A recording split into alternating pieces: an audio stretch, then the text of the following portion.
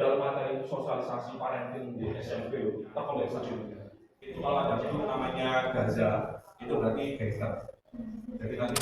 Oke, kalau pola asuh seperti ini sesuai dengan namanya, yaitu mendukung segala. Ini adalah pola asuh uniform. Uniform ini adalah pola asuh acuh-acuh dengan dokter awasi. Itu yang dibuka itu sudah macam-macam. Konten-konten negatif, yang pornografi. Jadi efek radiasi HP itu berbahaya banget. Dibatasi durasinya, Mas. Berarti 2 jam itu nanti semoga ke depan kita bisa menjadi orang tua yang baik, karena kita bisa berguna bagi apa? Atau sekalian Pak Tamat. Kayaknya Naon sepeda balik kula matur suwun sangat jenengan pun rawuh, pun nyempetaken wis izin sing nyambut izin.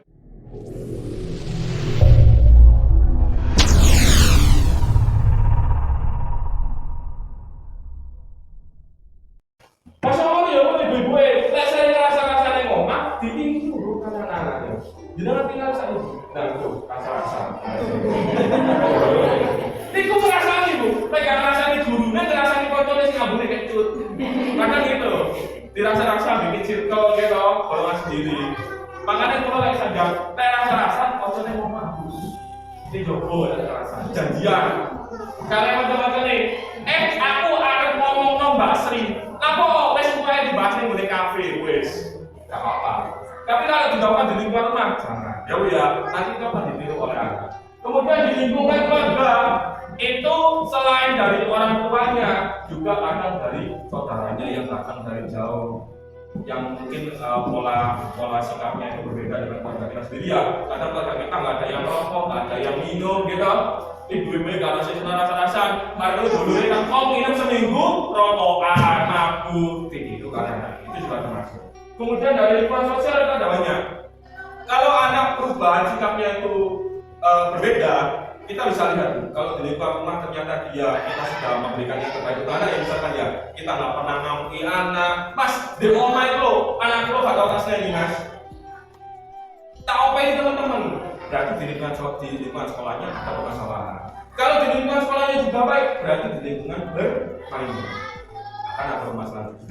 Terus di lingkungan sosial juga termasuk. Ketika anak sering gumbul ambek wong sing gak seumuran itu. Anak sama si SMP gumbulannya itu apa-apa. Gitu. Apa sih itu gumbulannya kita tanya.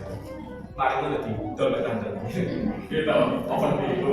Ya kita seperti itu terjadi. Kita bisa gumbul, kita ayo gumbul aku. Ya oke ini pertama dikasih aku didol ke kantor.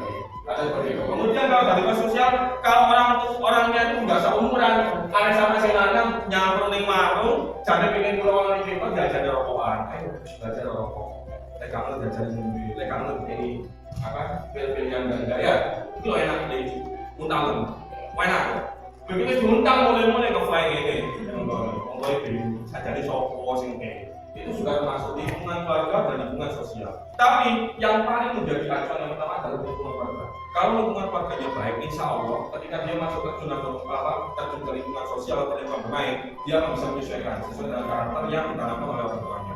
Jadi itu ya, orang tua itu menjadi peran penting selain guru. Jadi misalnya di sekolahan orang pokok, ada misalnya guru CG, gitu loh atau orang tuanya dulu. Kalau kita sudah melakukan yang terbaik, berarti mungkin di lingkungan sekolahnya tidak ada permasalahan. Contohnya anak yang dibully oleh teman-temannya. Dan ini adalah beberapa kasus penyimpangan yang terjadi di Indonesia. Yang pertama adalah siswi SMP di Buddha Paksa itu kayak diperkosa, tapi dilecehkan, tapi nggak sampai parah. Jadi kayak di beda-beda, tapi secara masalah itu namanya Buddha Paksa. Dan pelakunya itu masih anak-anak SD. Kemudian yang terbaru kemarin anak SMP saya nangkep di desa saya itu ada gangster 5 orang, itu namanya Gaza. Jadi kalau misalkan nanti dengan ngecek di HP-nya anak di WhatsApp ya, itu kalau ada view namanya Gaza, itu berarti gangster. Jadi nanti anaknya tolong diperhatikan ya, terutama yang sudah kelas 2, kelas 3. Misalkan kelas 2 ya, itu nanti dicek di WhatsApp-nya anak-anak ya. Nama gangsternya itu Gaza. Jadi mereka rekrutnya itu dari grup WhatsApp, kemudian mereka sebar linknya, dan nanti anak-anak itu akan masuk secara berkala. Kalau sudah masuk, ngumpulnya mereka itu digumul. Kalau sudah 1 malam itu, jam 12 malam ngumpul di Gumul, nanti jam 1, jam setengah 1 mereka keliling bawa barang, bawa celurit kayak gitu. Itu namanya gajah Bu, dari cek. Terus kemudian ada aksi kekerasan anak.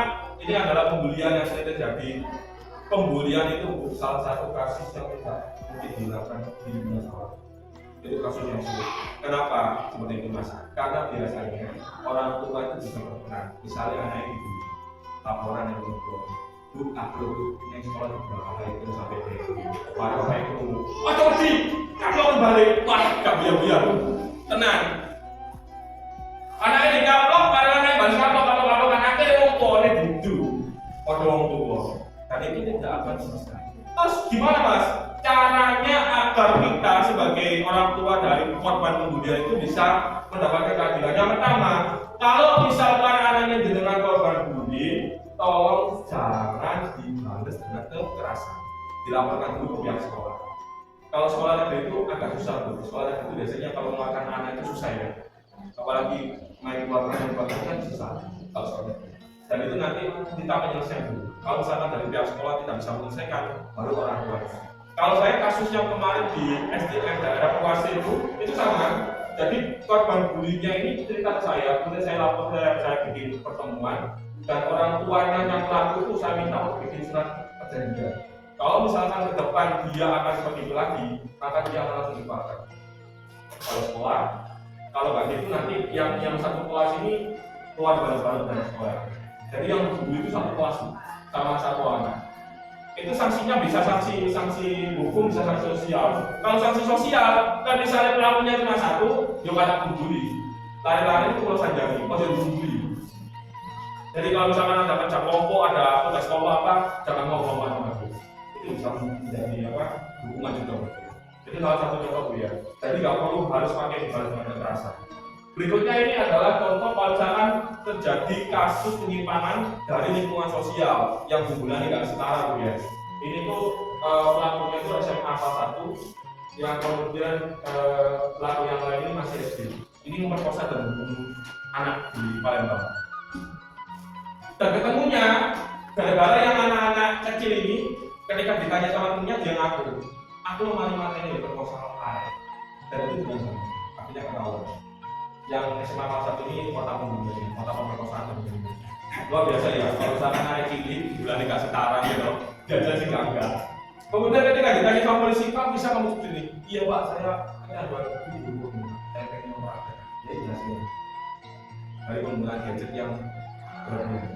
Jadi kasus-kasus penyimpangan seperti itu sebenarnya itu banyak sekali Bu ya di kabupaten. Cuma saya kalau saya sebutkan satu-satu, ya nggak selesai-selesai. Karena di beberapa kecamatan itu ada sendiri.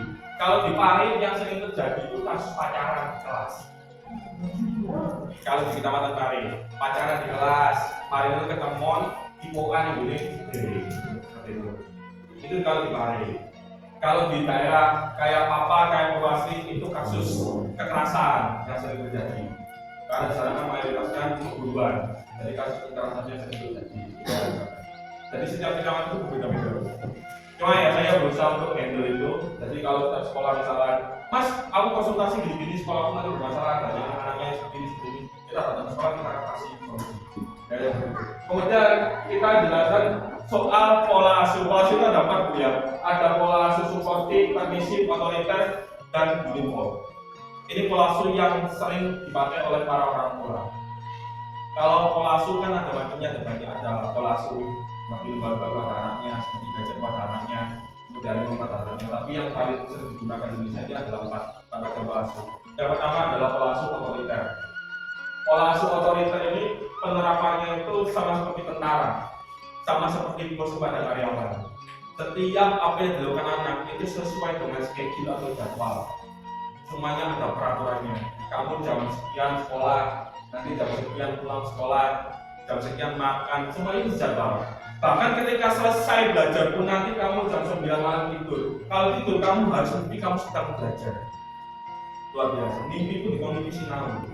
Mereka saking ngomong. Jadi segala peraturan yang diterapkan pada anak itu terkesan tidak manusiawi. Jam bebasnya anak akan berkurang. Nantinya anak yang sering diperlakukan seperti ini atau otoriter akan menjadi cenderung pribadi yang kita percaya diri. dikongkon maju yang arah nanti ini dikongkon apa karena sesuai hidupnya sesuai aturan.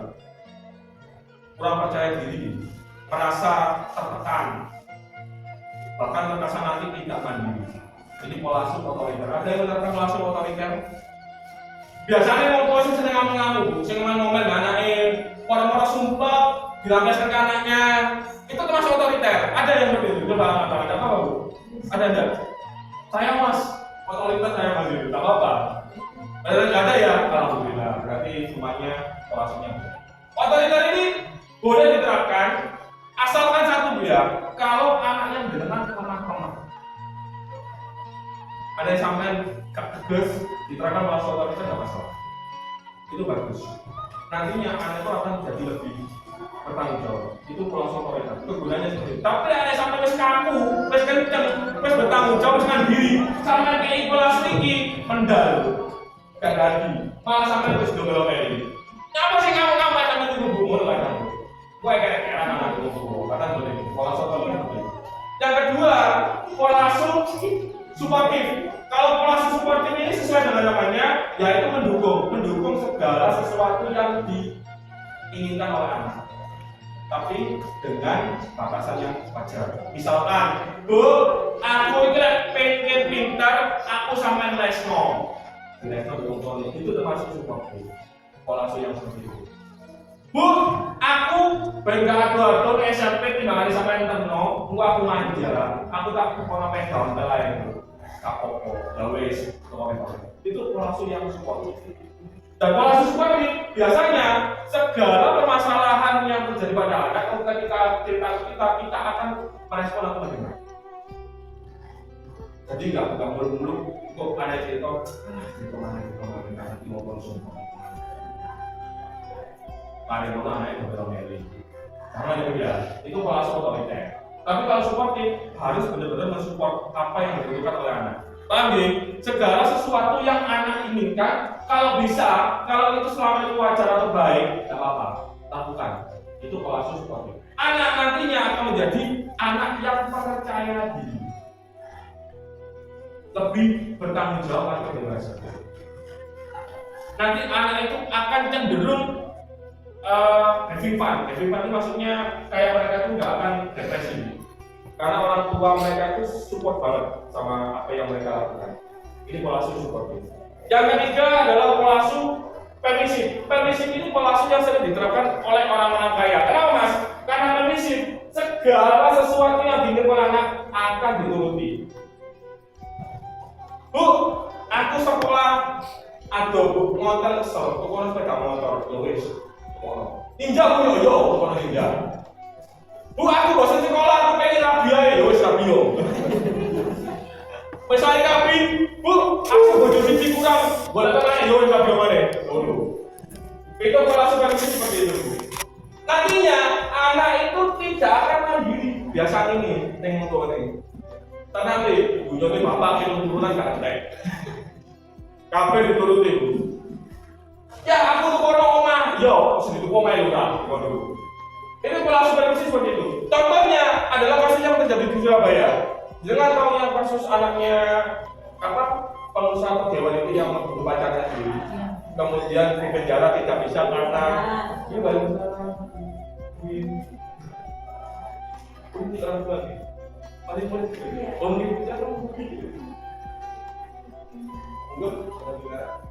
pola supervisi ini diterapkan pada orang-orang kaya. Contohnya adalah kasus yang terjadi di Surabaya, yang anaknya dewan membunuh pacarnya, gitu. Kemudian hakim disuap sampai 4M pun itu dibayar sama dia. Agar anaknya bisa dipenjara. Itu adalah pola supervisi. Jadi anaknya salah pun dia akan merasa anaknya itu benar. Semua dituruti bu, sampai komplone. Kamu boleh. Dunyongku ini pentuntunan gak ngantai, wes kon jawab wae. Tahu ke, ini permisi. Pola seperti ini bisa diterapkan, bisa tidak. Kalau dengan terapkan tidak apa-apa. Lain misalnya sampai rezeki ini insya Allah kata atau nopo. Tapi nanti anak tidak akan menjadi anak yang mandiri. Kita punya kurang bertanggung jawab, biasa ngato, gitu. Nantinya ketika mereka masuk ke dunia sosial atau misalnya sudah lulus sekolah, mereka tidak akan bisa bergaul, susah bergaul. Karena biasa baru ngomong ini, kerjaan namanya apa nggak belum. boten turun. Pergi dari daripada uang. Aku lapor tuh, ya kok kerja di Jombo. Tapi sama bangunan perusahaan kok, iya deh. Bangun perusahaan orang. Tanah bebek, yo, kita tanah bebek. Ini korelasi yang permisi. Segala sesuatu oleh anak akan dituruti. Korelasinya seperti itu. Yang terakhir adalah korelasi uniform. Uniform ini adalah korelasi acuh tak acuh. Ini akan terjadi ketika orang tua itu berpenuh. Mas orang tua berpenuh kalau mas ono. Orang tua yang putus cinta, yang kemudian bercerai dengan suaminya karena permasalahan rumah tangga misalnya. Kalau sudah seperti itu, orang tua itu tidak akan peduli dengan apa yang terjadi pada anak. Saya itu pernah dapat pertanyaan di Kroasia. Ada orang tua yang kemudian bilang ke saya, Mas, kalau pengen tanggal kalian bukan tanggal apa bu? Kalau ini orang tua single, anak saya itu dua. Yang satu itu masih SD kelas 1, yang satunya SD kelas 4. Tapi saya merasa itu saya kurang bisa bertanggung jawab sebagai orang tua. Saya merasa gagal sebagai orang tua. Karena saya itu hanya bekerja, saya nggak pernah ngasih perhatian ke anak. Kemudian kan tadi saya kasih tahu, Bu, kalau kasih tahu nih, orang tua single atau single parent itu harus lebih baik daripada orang tua yang utuh. Kenapa seperti itu? Karena harta adalah satu-satunya, anak adalah satu-satunya yang mereka miliki. Lalu ngomong, bener ya? Padahal gitu, orang tua single parent itu harus lebih baik daripada orang tua yang utuh. Sama nggak perlu mikir bojo, Bu, gitu. Gak perlu mikir nyoba kopi, kayak bapaknya. Apa misalnya bapak yang single parent gak perlu golek duit kayak bojone itu terus cukup kayak anak itu single parent yang harus seperti itu. Jadi jangan pernah merasa jenengan itu tidak lebih baik daripada orang tua yang utuh atau yang harmonis. Karena kalau misalkan kita sebagai single parent kita jiwanya kita nggak baik atau sudah nggak bagus, maka itu akan berdampak banyak. Wong wis gak lengkap, mari menurut ibu ternyata mereka aku, anak itu akan jadi anak yang sering melakukan tindakan. Jadi karakternya seperti itu. Kalau selalu bilang sama orang tua yang negara, Bu, jangan pernah merasa dengan itu tidak lebih baik daripada orang lain. Jadi itu harus baik. Orang tua saya itu single parent begitu saya. Alhamdulillah sekarang sudah nikah lagi. Dapatnya mantannya dulu, mantan sekolah dulu katanya saya. Jadi papa saya itu mengajarkan pada saya, orang tua ini saya yang bapak itu mengajarkan kepada saya. Jadi kalau misalkan orang tua single parent yang baik itu seperti apa? Adalah orang tua yang tetap menjalankan kewajibannya dengan baik sebagai orang tua juga sebagai anak. Itu yang bagus. Kalau nggak ada ibu saya nggak akan seperti sekarang.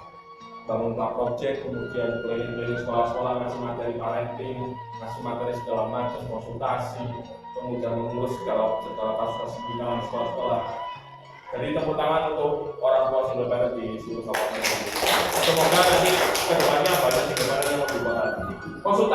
Konsultasinya orang tua itu macam-macam Bu. Kalau setelah acara ini, kadang saya itu kalau bilang sama orang tua, Bu, tidak apa-apa jangan konsultasi ke saya selama itu masalah anak. Dan kemarin itu ada yang konsultasi masalah tombol ini. Mas, aku tuh mas, berdiri tuh dirasani capek dari tombol. Aku tuh piye? Lawan Bu tak du malam baru.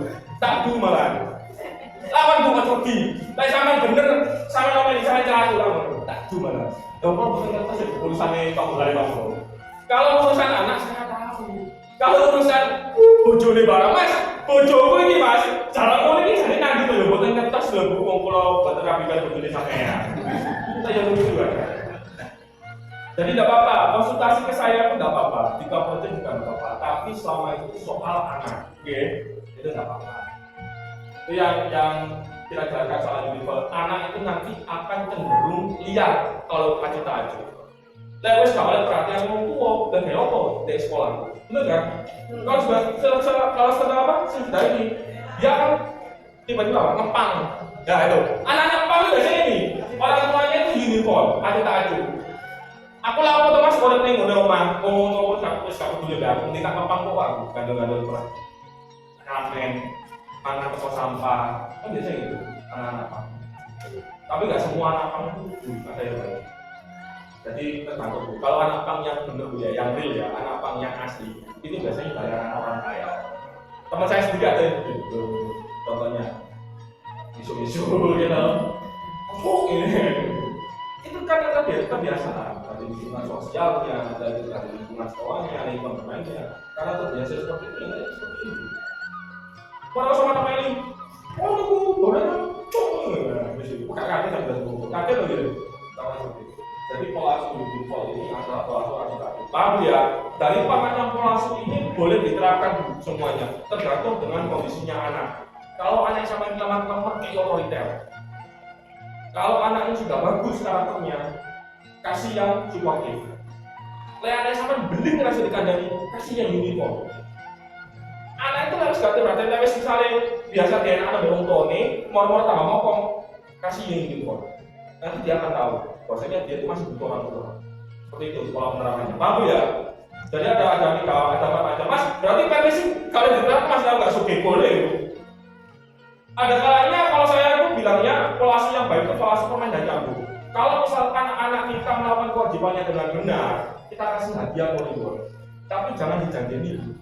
Dan misalnya anak sampai lagi ujian, kasih hadiah tidak apa-apa. Tapi jangan dijanjikan.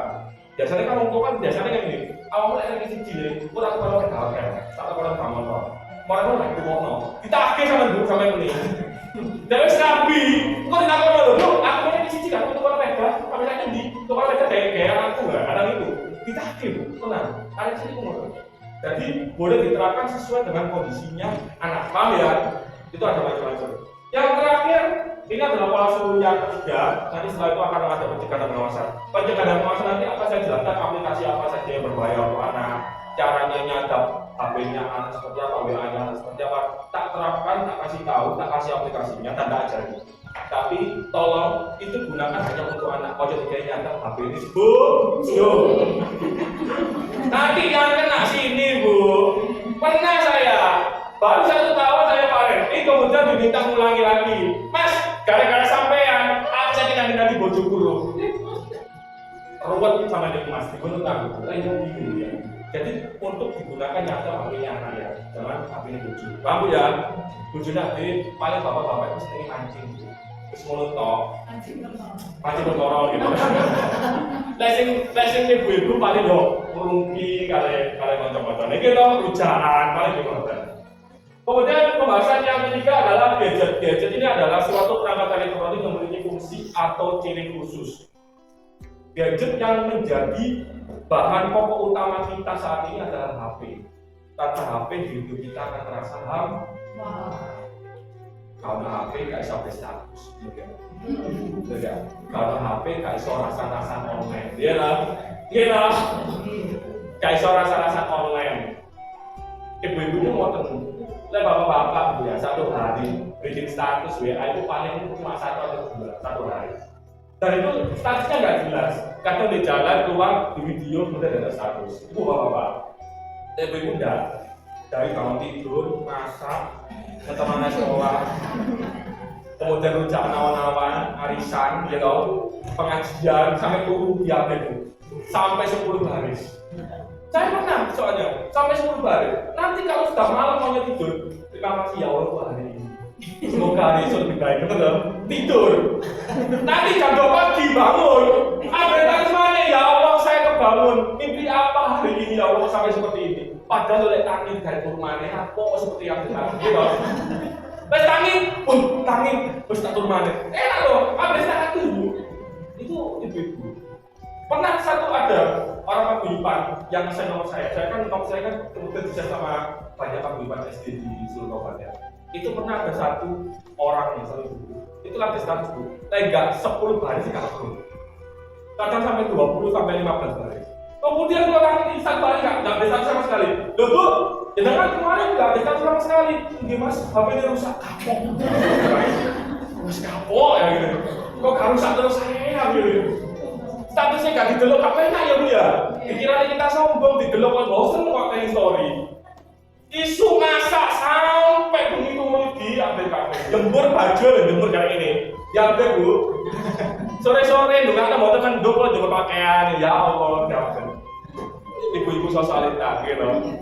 Jadi bapak-bapak itu paling statusnya cuma kata-kata. Simpel oleh bapak-bapak itu. Semoga saya menjadi ayah yang bertanggung jawab bagi anak dan istri. Selesai. Itu bapak-bapak itu. Paling ono, bojone komen dulu. Kalau apa? Aku sih repot. Jadi bapak-bapak itu repot ya. Jadi gadget itu adalah salah satu bahan utama atau kebutuhan pokok yang dibutuhkan manusia. Tanpa HP kita nggak bisa apa-apa. gitu. Apalagi mungkin perkembangan zaman sekarang. Kita mau ngisi token listrik, kita mau ngisi siapapun semuanya lewat HP ya. Bener gitu. Mau lapar, pesen online, tinggal WhatsApp, Gojek, gitu sudah ada termatakan. Jadi HP ini selain memiliki banyak kelebihan atau fungsi, juga memiliki dampak negatif. Dampak negatifnya karena itu ada banyak ini. Ada sampai HP ya, dengan dapat mengawasi. Itu yang dibuka itu sudah macam-macam. Konten-konten negatif, yang pornografi, gitu. Kemudian ada yang sisi online, kalau si pacaran sayang-sayangan, gitu, ngepat, kayak gitu. Anak SD itu kemarin di barusan ini, saya menemukan di daerah Padang, anak satu. Kebetulan Pak Reza ini istrinya itu paling dekat dengan saya, jadi saya waktu ke sana orangnya tahu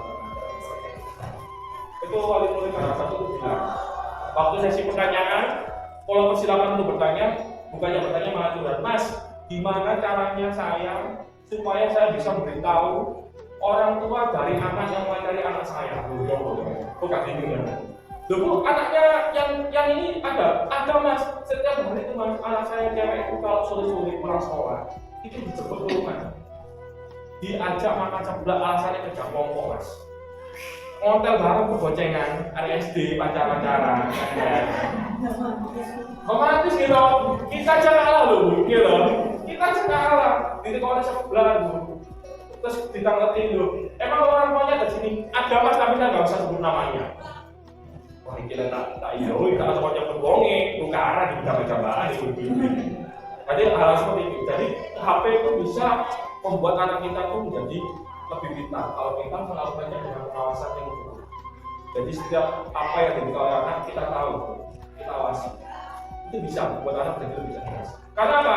HP itu adalah ladang informasi. Kebutuhannya juga masuk. Komunikasi juga enak gitu. Jangan kalau misalkan mau bisa apapun nggak perlu pakai surat, dikasih ke burung dara diterbangkan, nggak perlu. Dari telepon, dari WhatsApp gitu sudah bisa hubungi. Terus kemudian program belajar juga lebih mudah. Anak sekarang itu informasinya itu lebih pintar daripada orang-orang zaman dulu. Benar ya? HP kita dulu Nokia 2112 yang nggak ada, yang nggak bisa buat akses apa-apa. Gitu, ada yang layarnya kuning, sudah dibanting, kayak nyawa malingnya nggak pecah gitu. Tapi kalau sekarang udah HP-nya Android, minimal itu kameranya bagus. Itu biasanya HP-HP sekarang. Kalau kita awasi penggunaannya dengan benar, maka itu bisa menjadi hal yang bermanfaat bagi anak. Tapi kalau tidak, yang pertama gangguan mata. Anak yang terlalu sering menggunakan HP, fokus matanya akan berkurang. Itu yang pertama. Kedua, mengganggu pola tidur. Kalau misalkan anak dengan mau tidur, ya saya selalu kasih tahu, apalagi yang masih SD atau SMP, kalau mau tidur, HP-nya disita. Jadi yang duduk kamar, jadi HP-nya masuk. Kalau misalkan nggak sampai kita, masuk ke kamar nggak turun, HP-nya, teleponan, sing dibuka nanya, kamu lo pengen video kalau pacarnya saya, itu nggak turun. Kok jam 1, jam 2 lagi tidur. Jadi saya selalu mengingatkan, kalau misalkan mau tidur, HP-nya disita. Dengan begitu, anak tidak akan buka sesuatu tanpa pengawasan kita. Paham ya?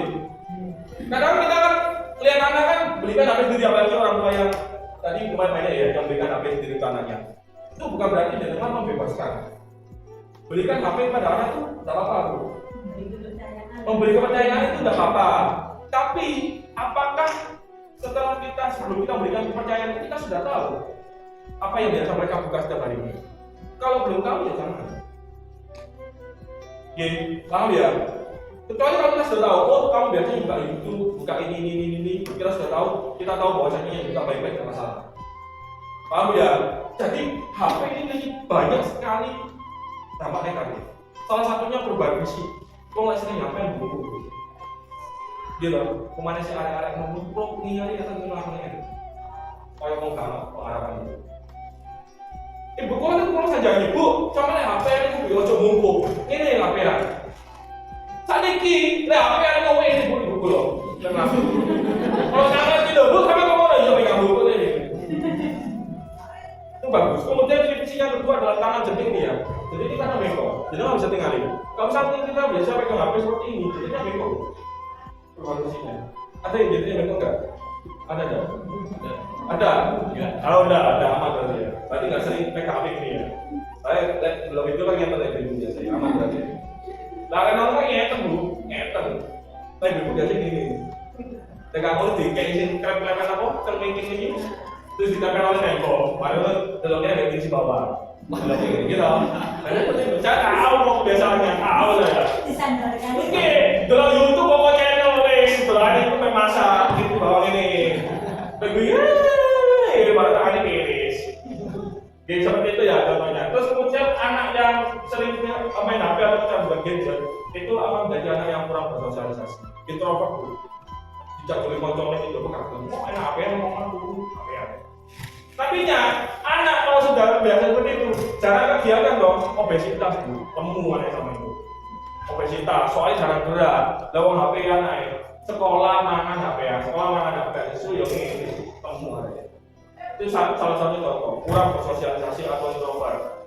Padahal kalau anak kecil itu harus memiliki berbagai macam karakter. Kita bisa kasih contoh analogi ya. Misalkan kita sebagai orang tua, kita kan kalau misalkan masuk ke dunia luar atau dunia lingkungan sosial, kita kan harus memiliki banyak macam karakter ya. Kalau saya mengajarkan adanya seperti itu, aku mau oleh bubur, ini sopan, bubur bajingan itu nggak masalah. Tapi kalau kamu mau bubur bajingan, ojo berarti bukan tuanya. Tapi lihatlah apa yang terjadi pada dia kalau misalkan dia melakukan hal seperti itu. Bubur bajingan ada di ya. Bubur yang benar, bubur yang ngaji tidak apa. Kenapa? Kalau anak sudah memiliki banyak macam warna, ketika dia masuk ke warna apapun, di lingkungan sosial apapun, dia akan bisa menyesuaikan. Itu yang paling penting. Lepas berarti jenengan tuh anak pulau kumpul harus nggak benar tidak dulu. Tapi setidaknya anak jenengan tahu konsekuensinya kalau misalkan dia berguna dengan orang seperti itu. Pokoknya anak saya kira kalau ini contoh nih, apa di mana dulu? Aku coba kan kalau berjalan itu ya, artinya jawabannya kan cara tadi malah buju itu kan tapi anak dewe tahu sendiri jangan seperti itu. Jadi macam warna manusia itu kan ada banyak ya. Kita kalau misalnya kita warnanya merah atau biru, kita apa nggak butuh warna lain betul. Setidaknya ketika kita ditempatkan di orang yang warnanya kuning atau warnanya hijau atau warnanya abu-abu, kita bisa menyesuaikan. Tapi kalau anak kita cuma memiliki satu warna dan tidak digunakan untuk bersosialisasi, padahal dengan bersosialisasi dia akan mendapatkan banyak warna yang lain. Paham ya analoginya ya? Kalau dengan bersosialisasi dia akan mendapatkan warna-warna yang lain. Ketika dia berkumpul atau terjun ke lingkungan sosial dengan warna apapun, dia bisa menyesuaikan. Tapi kalau misalkan kurang bersosialisasi, ya warna itu saja yang digaungkan. Tidak kumpul di pohon fungsi warna lain bingung, tak bisa menyesuaikan. Itu salah satu. Analoginya seperti itu. Jadi mumpung masih kecil, mumpung masih muda, belum cukup dewasa, karakternya belum benar-benar terbentuk, itu harus diubah dan dibimbing mulai sekarang. Paham ya? Itu salah satu contoh dampak negatif kalau orang menggunakan gadget atau anak terhadap gadget. Kemudian yang paling parah itu gelombang elektromagnetik radiasinya. Itu kalau HP itu, kalau jenengan terlalu sering menggunakan HP, gitu, dengan tempel ke kepala, dengan motor dengan jarak dekat seperti ini, bisa dikasih contoh. Ini adalah radiasi. Kalau jenengan tidak percaya, jenengan bangun tidur, gitu masih fresh.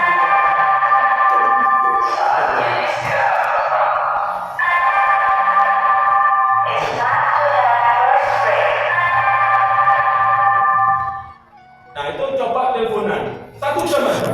Pasti nanti kepalanya pusing, mual, kemudian matanya nggak berguna-guna. Itu salah satu contoh bahwasanya radiasi HP itu berdampak. Makanya kalau lihat teleponan nggak pernah jarak segini, kita jauhkan. Lihat teleponan selama di rumah lo ya. Ojo di lingkungan jombo di pasar teleponan di lobby kerja tuh. Ayo, dikira mau gendeng bener. Oke, tapi kalau di lingkungan rumah dikurangi untuk menempelkan HP di kepala, apalagi anak-anak. Oke, paham ya? Ini adalah salah satu contoh cara pencegahan dan pengawasan. Yang pertama adalah membatasi durasi penggunaan gadget. Umumnya Bu ya, anak umur 0 sampai 18 tahun, durasi penggunaan gadgetnya itu tidak boleh lebih dari 1 jam saja.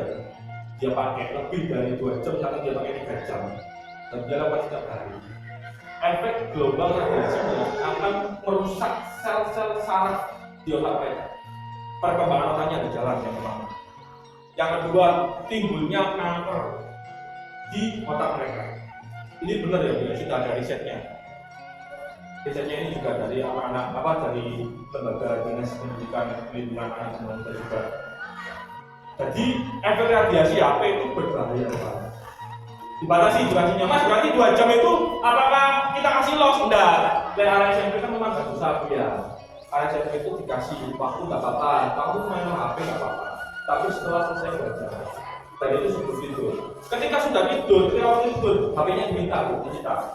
Paham ya? Kalau sudah disita, mereka nggak akan HP-an. Jadi sudah terbiasa seperti itu. Paham ya?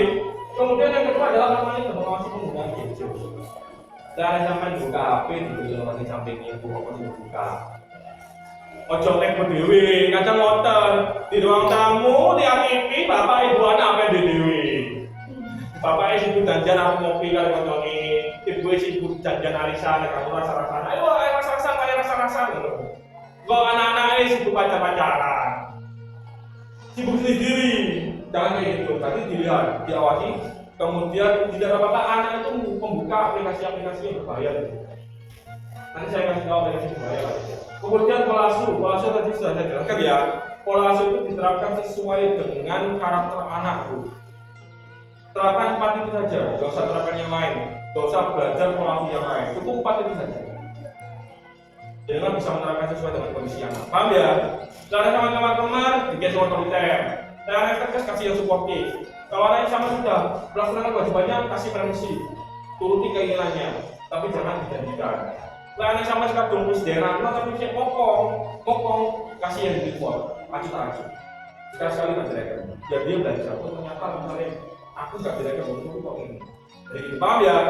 Kalau itu diterapkan sesuai dengan kebiasaan. Kemudian berikan hobi dan kegiatan yang bermanfaat. Kadang orang tua itu malas untuk memenuhi keinginan anak, terutama soal hobi. Lapornya ini melok-melok sekolah bola kan Lapornya melok nari-nari kalau gunane. Oh kejalan menit nggak kerja dari penari. Ya oh. Jadi ada sama kalau kelas nari mau juara tingkat kabupaten gitu. Kita ada yang tahu. Jadi mulai diterapkan edukasi hobi dan kegiatan yang bermanfaat. Boleh di ngaji. Kemudian kalau misalkan pulang sekolah les itu kegiatan yang bermanfaat. Paham ya? Jadi semua itu ada masing-masing kegunaannya. Kemudian aplikasi yang berbahaya pada anak itu salah satunya itu adalah Roblox. Kalau kasih tahu ya, Roblox itu adalah aplikasi pedofil. Kenapa seperti itu? Roblox itu sama seperti Mobile Legends, seperti PUBG. Tapi kalau Roblox itu memang gunanya untuk berburu. Nah, biasanya kalau Roblox itu bisa ngobrol in game ya. Paham ya? Ada ngobrol in game, kita ngobrol sama teman permainan. Dan yang main kan Roblox itu banyak kan umum. Predator anak. Jadi nggak bisa lihat kasus Roblox yang terjadi kalau misalnya dapatnya di dalam kecil. Jadi aplikasi Roblox itu kurang bagus banget. Kemudian yang kedua itu ada aplikasi namanya UC Browser. UC Browser itu aplikasi website termasuk seperti Google Chrome. Tapi kalau di aplikasi UC itu mereka mau buka akses konten pornografi apapun itu nggak akan diblokir. UC Browser nggak akan diblokir sama sekali. Jadi aplikasi seperti itu dihapus. Kemudian VPN itu juga dihapus. Kalau di Google Chrome atau di aplikasi Google, dengan buka konten negatif pasti akan langsung diblokir sama Google. Karena ada aplikasi namanya Safe Search dari Google ya. Tapi kalau di browser itu tidak. Jadi kan buka misalkan dengan ketik aja, keluar itu boleh. Itulah bahayanya di browser. Jadi nanti dihapus sama ada. Kemudian Opera juga dihapus sama apa? Kalau selama game-game, misalkan kayak belajar PUBG, saya rasa masih oke saja. Asalkan nggak kecanduan. Nggak sampai main berjam-jam gitu. Kalau main 1 jam, setengah jam nggak masalah. Ya, ada kan kadang-kadang sekarang tim ya? Ada. Nanti aplikasi yang saya kasih, saya kirim ke Pak Reza, nanti sudah di-share ke Pak Reza, nanti saya kasih video tutorialnya. Itu untuk menyatat WA-nya anak WhatsApp-nya gitu ya. Dicatat nggak apa-apa, jadi orang bisa tahu karena yang aman kejadian sekarang dan dengan nanti. Tapi sekali lagi ojo digawe nyadap HP ini bojo. Itu sekali lagi. Saya tidak mau nanti tiba-tiba saya ketemu lagi dong ini mas sama aku sakit yang biru. Jangan ya. Terus yang tadi saya bahas kalau misalkan mau berantem sama suaminya atau mau berantem sama istrinya janjian di situ di WA. Janjian, Pak, mulai lewat pawon. Kenapa harus ajak perkaran? Gak apa-apa. Janjian dulu. Jangan lakukan itu bukannya anak. Kamu nanti disokong. Kok balik kalau jam dulu. Jadi karena balik buka otak aku berantakan kabel. Pecah kabel. Wah, gimana dunia ya Allah. Jadi cegahlah hal yang negatif, jangan pernah lakukan di mana.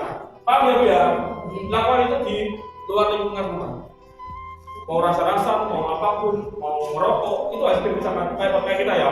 Saya sendiri kalau merokok, saya merokok aktif. Saya tuh kalau merokok itu nggak pernah mau di lingkungan rumah. Kalau ada anak kecil, saya takut. Kalau nanti ada saudara-saudara saya mau merokok di rumah, nggak masalah. Itu hak mereka. Tapi saya nggak mau nanti ketika anak di rumah rokok kemudian ke David, ya aku sudah jadi mas dia, itu kan kayak enak. Gak betul aktivis kok ngajari anak rokok kan nggak begitu. Begitu. Jadi hal seperti itu dilakukan di luar rumah. Tempat dari saya rokokan ini jeding bang, jeding yang isi yang rokok nggak apa-apa. Oh anaknya belum, ini kapan ya? Nggak masalah. Tapi jangan lakukan di mana-mana. Setidaknya nanti ketika sampai misalkan rokok, sikit rokok. Di mana ada jawaban, gitu bisa membantah jawaban. Dan saya sama rokokan dengan anak menurut anaknya, rokokan itu sedikit cuman itu, nggak usah main rokok jalan, gitu. Karena kita ngasih contoh yang baik, sampai seperti itu. Paham ya, dilakukan di lingkungan. Apa yang ada di sekarang yang terakhir adalah aplikasi nanti saya kirim di WhatsApp ya. Nanti saya share lewat grupnya wali murid ya, melalui Pak Reza. Sekarang masuk ke sesi tanya jawab. Sesi tanya jawab ini bisa menanyakan apa itu soal kelakuannya anak. Kalau di SMP itu masalahnya saya tahu paling juga gitu. Karena SMP itu saya rasa itu anak-anak itu mulai cerdas, sudah mulai tahu mana yang baik mana yang buruk. Tapi terkadang ada beberapa anak yang mereka itu tahu itu buruk langsung dilakukan. Benar apa benar? Benar ya. Ada yang anak-anaknya tidurnya di atas jam 10 malam itu anak-anak. Ada nggak? Terutama buat bapak, kakak-kakak mas-masnya ya. Kalau adiknya mau tidur, kalau orang tua jangan takut untuk menegasi adiknya, jangan yang harus tegasi, ya. Apalagi kita sebagai kakak, ya. Kasih contoh yang baik. Kalau misalkan jenengan mau tidur, HP-an pura-pura aja, nggak perlu, apa yang turun. Bisa orang nggak turun, kasih contoh. Pura-pura turun dulu. Nah, kalau kemarin adik terus ngorok, baru HP-an masalah.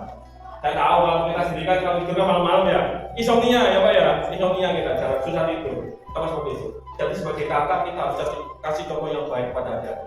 Kita membantu orang tua kita untuk menjaga. Ya, jangan hanya kata tentang kita kakak, kemudian nanti musik satu ngomong, kamu ya anak posisi ini, apa posisi adik, jangan kayak gitu. Yang dikasih mulai penerapan yang baik. Karena orang tua itu dilemanya ketika mereka punya anak yang saudara kandungan, tapi jaraknya bukan yang susah ya. Kok dikira kok terlalu kami sing kene kiri cemburu. Kok kami sing kene kiri karena kan kan gila gini ya. Padahal seperti itu. Karena ini ilmu sampean ya. Anak itu kalau misalkan lebih dari satu, anak kita lebih dari satu. Pegangan tangan saya. Saya yakin orang tua itu pasti memiliki anak favorit. Enggak mungkin enggak. Meskipun kita menerapkan kasih sayang yang sama pada anak kita, pasti ada salah satu yang jadi favorit kita. Bener ya? Bener ya? Nah, itu tidak masalah, tidak apa-apa, kita nggak menyalahkan. Tapi ojo terlalu diketok bu ya, ojo terlalu diketok wis, gitu. Maksud saya gitu. Nanti kalau itu sampai kelihatan, anak favoritnya iki gak favorit. Kemudian anak sama keluar, iya bu, gitu. Nanti akan timbul perkelahian di dalam keluarga. Jadi jangan ya, anak favorit itu memang ada, tapi ojo terlalu diketok rasanya di batin ada juga nih. Masih pointer yang ada ini jerawatnya ya ibu, ini jerawati. Ojo orang-orang yang rasa nggak tahu boleh. Anak masih gede loh pinter nggak kawan. Dan masih cilik kok goblokin lu sopo. Malah kan sama bungu. Lu mau ternyata goblok atau masalah tuh enggak gitu. Jadi dibatin aja jerawati, gitu.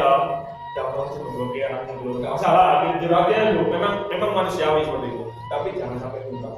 Ya, paham ya? Seperti itu. Sekarang kita masuk ke sesi tanya jawab. Saya nggak perlu lama-lama. waktu 5 menit untuk 2 pertanyaan. Nanti setelah itu jenengan bisa langsung ke ruangan untuk nonton. Ya, nanti jenengan bisa ikut lihat film yang ditonton apa. Nanti setelah itu, setelah acara nonton selesai, jenengan nanti bisa pulang. Oke? Jadi nanti tak kasih kesempatan untuk nonton. Mungkin kalau terakhir horor juga, film horor terakhir yang 2 film terakhir. Sesi pertanyaan 2 pertanyaan saja. Ada yang mau bertanya silakan perwakilan 2 pertanyaan saja. Mungkin sudah soal aja ada bapak, tapi ada soal lucu, soal tonggo, ada soal keluarga, gitu. Ada soal utang, siapa aku? Lek utang poso, sisa jawab dulu.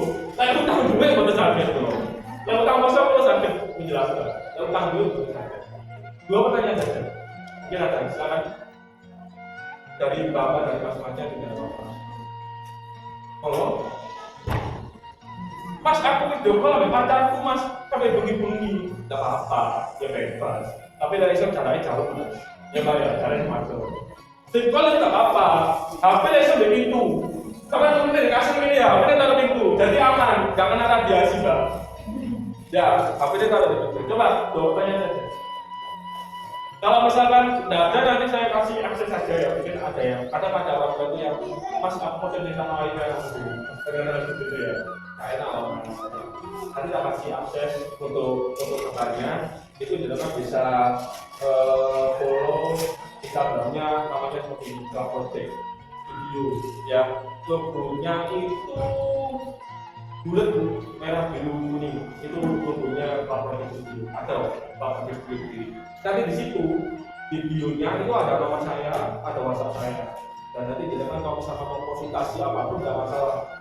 Nggak perlu sebut nama saya dari wali murid dari mana dan mana, nggak perlu. Langsung konsultasi dari soal anaknya. Ya, mungkin untuk melindungi identitas gitu. Takutnya nanti ada yang dibahas masalah anaknya yang kacau misalkan, kemudian nanti dengan lapor dari sekolah. Jadi jangan bisa konsultasi. Mitra Project Studio ya, nama Instagramnya. Kalau nggak gitu, kita bisa konsultasi di WhatsApp, bisa dicatat mungkin dengan silakan untuk mencatat. Jadi nanti konsultasinya itu insya Allah saya akan pas respon dulu. Konsultasi ini bukan hanya memberikan masukan atau nasihat. Kalau misalkan anak sampai sudah parah sekali, memang sudah tidak bisa diubah, sudah butuh bantuan dari kita bisa membantu karena kita punya akses sama dinas sosial. Ya, dinas sosial anak kita punya akses dulu. Apa itu wilayah mana? Kalau kita jadi insya Allah nanti mungkin beberapa bulan depan saya akan koordinasi sama dinas sosial supaya ada kerjasama juga. Jadi nanti kalau misalkan anak sampean memang benar-benar kacau tidak bisa berubah, kita akan membantu. Ya, oke 0896 tidak catat 0896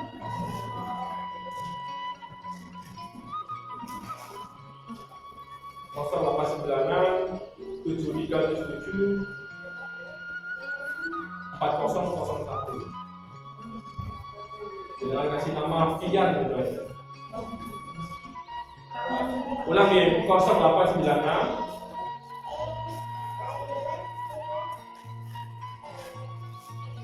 7377 0896 7377 4001. Namanya Fian. Ya, nanti dari bapak-bapak misalkan ngajak nongkrong kopi nggak masalah.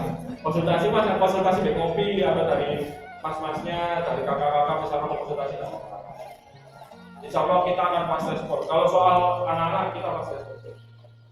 Jadi nanti kalau konsultasi nggak masalah, cuma jangan sampai konsultasi soal tonggo, ujung, dulu singkat nah gitu. Konsultasinya hanya soal A. Nah, begitu saja. Terakhir dari saya sebelum tak tutup ya, ini pesan untuk orang tua, anak itu bukanlah aset. Sudah kewajiban sebagai orang tua untuk mendidik dan memberikan yang terbaik untuk anak, tapi jangan pernah menganggap bahwa anak itu adalah aset. Misalkan dengan punya pikiran nanti kalau saya sudah tua, kamu harus bertanggung jawab pada saya, jangan seperti itu. Insya Allah kalau kita melakukan yang terbaik untuk anak kita, mendidik anak kita dengan baik, anak itu tanpa juga kasih tahu itu anak akan berapa kewajibannya dengan. Ya, tapi jangan pernah menganggap anak itu aset. Tolong dipahami. dengan menganggap anak itu aset, dengan akan melakukan segala sesuatu yang buat anak itu tidak ada lepas dari kita. Padahal anak itu butuh kebebasan. Benar ya Bu ya? Kalau anak dengan bebas bisa berkembang, nggak akan stuck di situ saja. Jadi jangan pernah menganggap anak itu aset. Insya Allah kita sebagai orang tua, kalau kita melakukan kewajiban kita dengan baik dan benar, anak itu tanpa kita kasih tahu dia akan melaksanakan kewajibannya. Paham Bu ya? Itu saja pesan dari saya. Semoga nanti ke depan kita bisa bertemu lagi di lain waktu. Bila mana ada permasalahan apapun, insya Allah saya bisa selesaikan. Selama itu untuk tingkat kenakalan remaja, tingkat kenakalan anak-anak, atau mungkin saya mau kayak di Kasempur saya mau diundang ke acara ini bisa. Dan itu gratis Bu. Tidak ada biaya apa-apa untuk mengundang saya sebagai narasumber. Itu gratis, tidak ada biaya apa-apa. Nanti semoga ke depan kita bisa menjadi orang tua yang baik, anak-anak kita bisa berguna bagi agama, nusa, bangsa, dan negara. Ke depan, insya Allah setelah lulus kuliah atau lulus sekolah, anak-anak kita bisa menjalankan kewajibannya. Segitu saja, saya Fian, terima kasih. Wassalamualaikum warahmatullahi wabarakatuh. Saya pergi pada Zah dulu ya. Nanti kedengar setelah ini bisa ada. Putra putri panjenengan supaya kedepannya ya kita harapannya namanya anak kan memang yang terbaik ya Bapak Ibu.